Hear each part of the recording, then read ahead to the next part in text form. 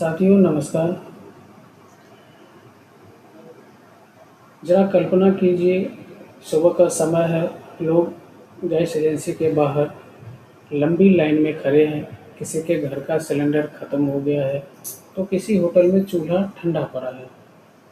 लेकिन सवाल यह है कि हज़ारों किलोमीटर दूर चल रहा ईरान इजराइल अमेरिका युद्ध क्या भारत की रसोई तक पहुंच चुका है?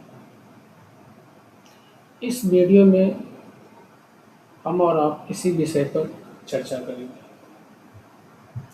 तो साथियों, यह युद्ध एलपीजी संकट कैसे पैदा कर सकता है, भारत पर इसका कितना असर पड़ सकता है और ऐसे समय में आम लोग यानी कि हम और आप को क्या करना चाहिए। मध्य पूर्व यानी वेस्ट एशिया दुनिया का सबसे संवेदनशील क्षेत्र माना जाता है। यहाँ दुनिया के सबसे बड़े तेल और गैस भंडार भी है। जब ईरान, इजराइल और अमेरिका के बीच तनाव बढ़ा और सैन्य हमले शुरू हुए, तो इसका असर सिर्फ सैन्य मोर्चे तक सीमित नहीं रहा। सबसे बड़ा असर ऊर्जा आपूर्ति पर पड़ा है।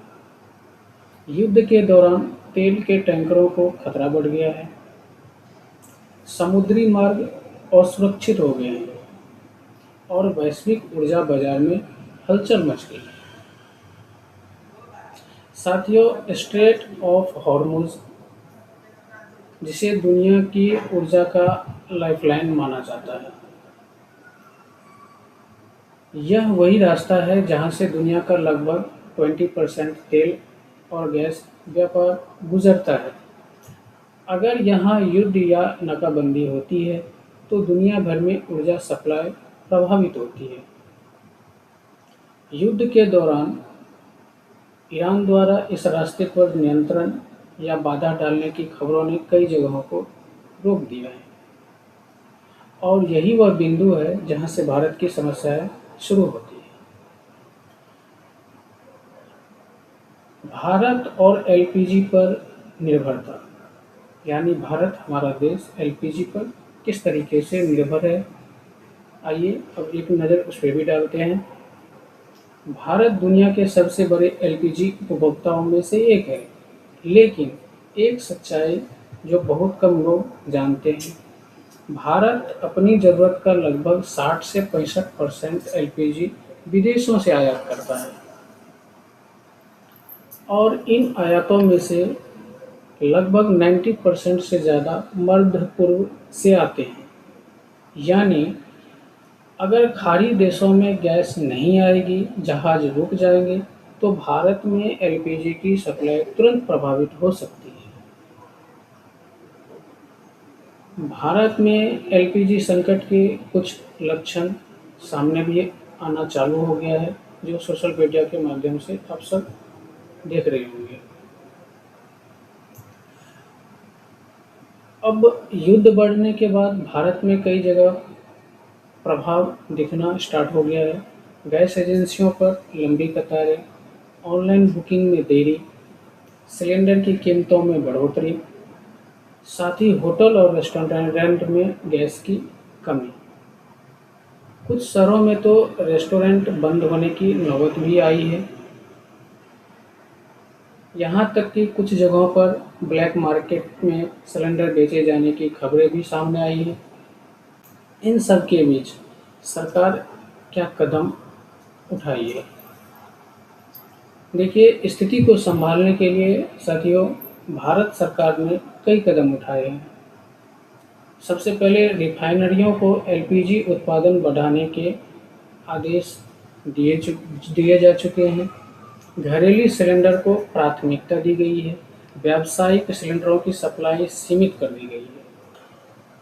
वैकल्पिक सप्लाई स्रोत खोजने की भी कोशिश जारी है। सरकार द्वारा उद्देश्य साफ है कि घरेलू रसोई में गैस की कमी न होने देना। अगर यह युद्ध जिस स्थिति में अभी है उससे और बढ़ा तो क्या होगा?